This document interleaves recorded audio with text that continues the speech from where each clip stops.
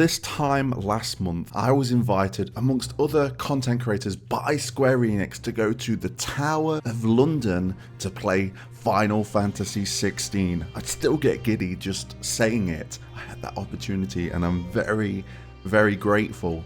But I've been sitting on that experience for a while, and today is the day that I get to share all of it with you guys. It is everything I know about Final Fantasy 16, so without further ado, what is up guys, Genesis 7 here, hope you are all doing well. Welcome back to the channel. It is a big video today, so I will ensure I have timestamps down below and I'll be as accurate and descriptive as possible, so if there is something you want to skip forward to, feel free. Digest this video however you want, whatever floats your boat. All I ask is for you to like the video if you enjoy the content, subscribe to the content and hit that notification bell so you are notified of that content, and get down in that comment section below and let's talk Final Fantasy 16. Like I said in the intro, other content creators went to the event as well, so expect their experiences, their thoughts and opinions, as well as mine, going live today. So please go check out their videos as well, because we all had different experiences. We went to the same event, but I'm sure if you want to take in everything Final Fantasy 16, you're going to want to sort out all of those content creators, watch their videos. You might learn something new from theirs that you didn't at mine. You might learn something new from mine that you didn't for theirs. So make sure you go check them out. Before I go into things, I think it's important to note that we were told that this build that we played is not the final build, so any discrepancies in the footage that you see or anything that I say may well be patched before launch. So I'm not going to touch on the event itself too much because it was an awesome experience. It was an experience of a lifetime for me, and I really enjoyed myself. Met a lot of people and really just had a good time. But what did I play? What did I actually get to play of Final Fantasy 16? I think that's important. We got about 4 to 4.5 hours of gameplay time. We had a small introduction of what we were playing, and then we were just like, yep, just go play. So the things that we were allowed to play we're allowed to hit new game and play the intro all the way up to Cid's Hideaway and the section after Cid's Hideaway. But if we're feeling a bit more, you know, experienced and we wanted to kind of test out everything that we had unlocked in a later stage in the game, we had the option to go to a field called the Three Reeds to kind of really test our combat experience and everything that we've learned so far. Me and myself, I took it nice and slow and played from new game to Cid's Hideaway and did a little section after Cid's Hideaway.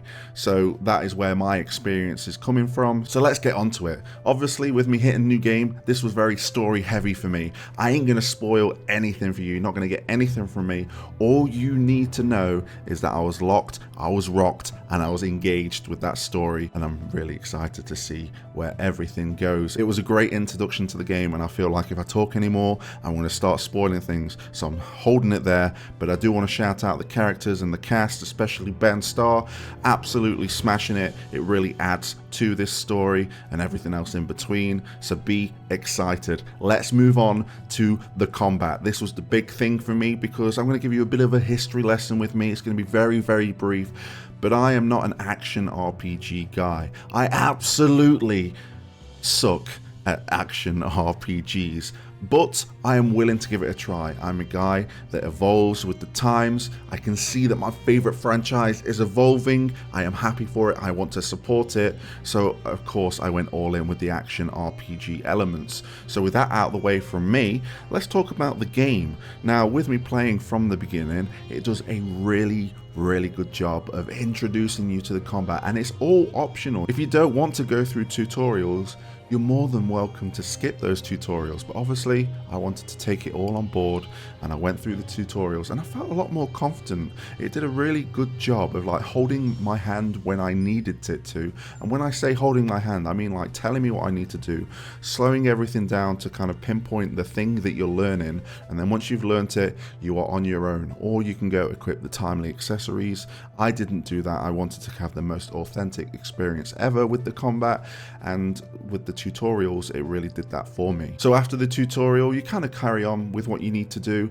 More combat is obviously introduced as you progress, and I felt even more confident going into these combat things. So with tutorials out the way, I went out on my way with my very little combat experience that I had, but I knew the essentials and I took those essentials and I forever kept building on that. And the combat system with Final Fantasy 16 allows you to do that. You can keep it as basic as you want to, but as soon as you start learning dodges, perfect dodges, like frame perfect dodges, which are really satisfying by the way, when you learn to parry and parry effectively, it all just comes together so well and it's so satisfying. And while I'm on the subject of satisfying, playing on the DualSense is incredible. It was the first thing I noticed, and I'm going to shout it out right now.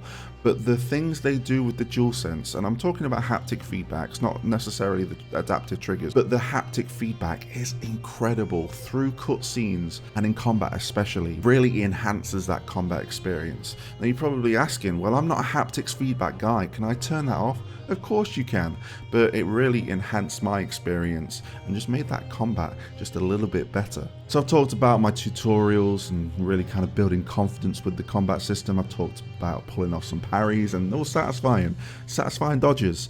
Let's talk about the Eikonic powers. Now with me playing the intro, obviously I haven't got access to all of the Eikonic abilities. I kind of get them fed to me and kind of go through the ability tree quite naturally. And honestly, I've got to shout it out again. It does an incredible job of kind of just easing you into everything. Because watching these trailers beforehand, before I went to the event, I was like, oh man, these combos are crazy. There's going to be people out there that are going to be absolutely incredible. And I'm going to just be here, just be like, okay, I can do this. But the way it just kind of feeds you into it is really, really good. And I was just pulling off the Eikonic powers, doing parries, doing dodges, and just doing incredible stuff and getting those like things, that those little ranks that appear at the side. And I was just like, this is incredible.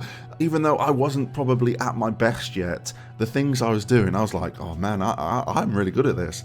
I wasn't really good at this, but I was progressing, and that is the one thing I want to shout out about combat is progression. You're forever evolving, and if you hit a wall or you want to try out more things, you have the Arietta Stone, which is the training mode. Obviously, we got introduced to this as we got to Cid's Hideaway, and it really is just an incredible tool, not just for beginners, but for those people that are just pulling off crazy combos to practice even crazier combos. It's amazing the amount of customization in that training mode, from the enemy you want to go against, from what you want to see your button prompts, if you want to see the combos that you're pulling off coming up on the left side of the screen. The training mode is probably a mode that people are going to spend a lot of time in, even though they don't intend to. They might be like, oh, I don't need a training mode. Trust me, the training mode can really enhance and tweak all those little bits of your combat that you may be struggling with that you didn't know that you were struggling with. A couple of more things I want to touch on with combat before I finish that just came to mind, and I know that people may be inquiring about, is Best Boy.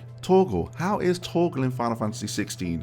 Well, he is a good AI companion, and the commands that you give him can really change the tide in battle. From his sick ability, from his heal ability, he is definitely an asset to the combat, and he is not necessary to use if you don't want to. If you don't want to be fussing around with the directional pad as you're playing, you don't need to, but it's there and it's a very welcome option. Talking about the directional pad, obviously you have access to items as well. I definitely went through some potions, some high potions in my time with Final Fantasy 16, and it's all very easy to access on that directional pad. I only had a few experiences where I was going with AI party members, and they do the job very well. You don't need to worry about them. They're pulling off their own combos. They're doing a good job. They're not just standing there doing nothing. They are engaging in combat, and they are pulling off some phenomenal abilities here and there. Now let's move on from combat to gameplay, and I want to talk about exploration, the world, everything you would expect from a Final Fantasy game. What did I get to experience? Well, I went through some of these maps, and these were vast maps to explore. Obviously they're being referred to as like stages, and the seamlessnesses between going through, like walking from Cid's Hideaway to going to the next location, is really, really good in the way it's done. And also, there is no linearity with Final Fantasy 16 whatsoever. You have your main objective. You might want to just go over there, But you might just want to go over there because there are chests and hidden items scattered all over the place. You'll be very surprised how many nooks and crannies there are in Final Fantasy 16. I had an excellent time kind of going towards what I could see being an item, but then getting ambushed by some monsters and really being put to the test. It is a challenge, but it is a pleasure to go through the world of Final Fantasy 16. Of course, with Cid's Hideaway, you're introduced to shops and you're introduced to side quests. And as we've seen in the trailers and as I got to experience, you want to do a side quest, it teleports you straight to that side quest giver if you need be. Or you can just walk there. It's entirely up to you, and it's very, very Final Fantasy feeling when you're going through these.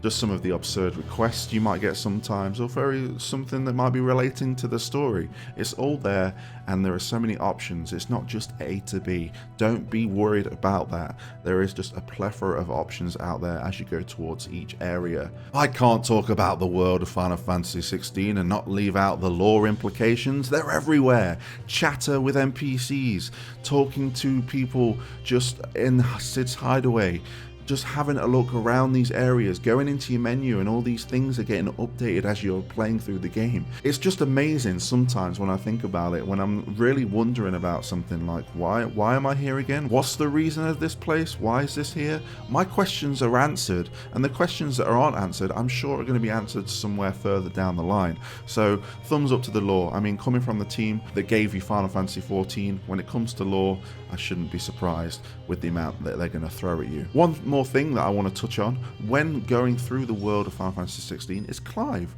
We have not heard much from Clive in the trailers. We've heard the infamous line, "Come to me, Ifrit," and a lot of other lines in between, but we've never got like just a gauge on Clive as a character. And I can tell you, going through this kind of gameplay experience, Clive is slowly growing, maybe a little bit faster than slowly, but he is growing to become one of my favourite protagonists of a Final Fantasy.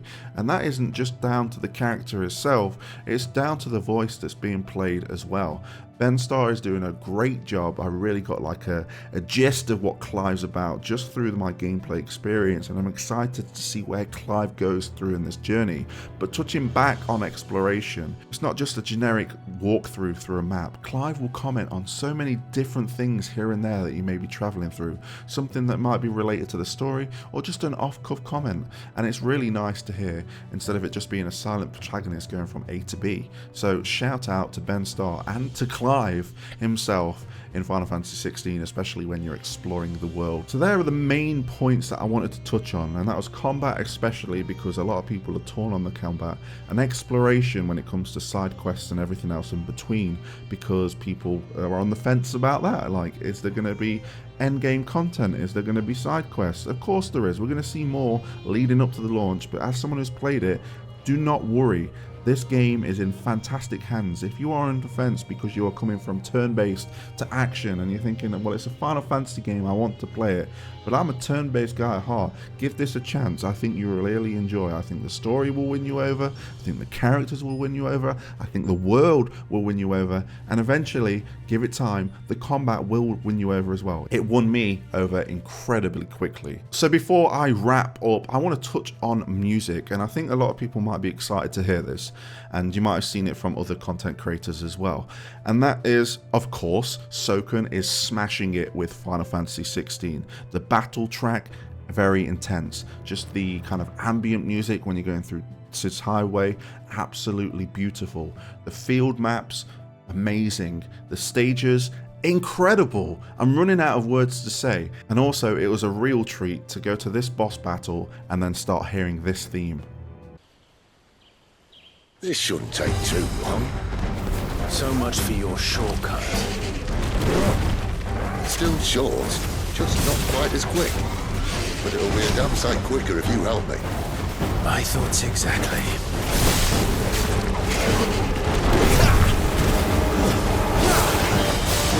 Distance one. Can you believe it? The classic bass line of Final Fantasy battles is there, and it obviously got me all giddy and excited when I started hearing that. I was like, yes, we are here, we are gonna rock, and we're gonna have a great time. But speaking of music, there is something that's related to side quests that players of Final Fantasy XIV will be very familiar with, but it is going to be an exciting addition, and that is the Orchestrion. The Orchestrion makes an appearance in Final Fantasy 16.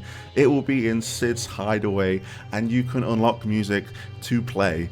And this can just be from progressing with the story and unlocking that track, or doing side quests and finding little nooks and crannies to find these Orchestrion roles. It really caught me off guard seeing that, and I'm very excited that just a simple thing like that is in there, and I'm sure there's going to be a lot of people very happy about that. So I think I'm going to wrap things up now. We are progressing towards the end, and I wanted to speak about my experience, but at the same time I didn't want to spoil anything, because there are a lot of people in the camp that we're getting seen too much. Honestly, playing the game and then reflecting back on the trailers and everything that we've seen from PAX East and from the state of play, we've seen nothing. We have seen nothing, and I believe just the intro that I've played and maybe the 3 reads map that other people may have played, we have seen nothing.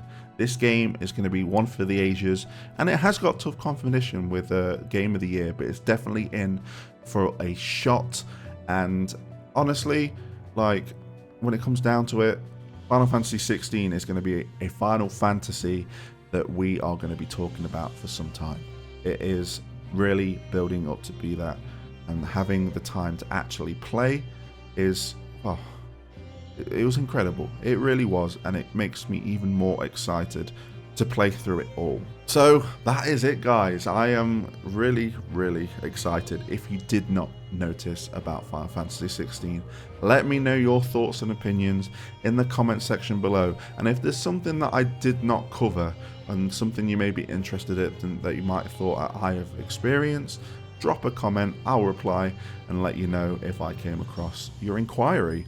So yes, thank you for watching. Obviously we're going to be covering Final Fantasy 16 as we get closer and closer to launch, and of course when it comes out, expect a review from me and maybe an early entry of the Platinum series for 16 as well. So thank you for watching, and until next time, I'll catch you on the flip side.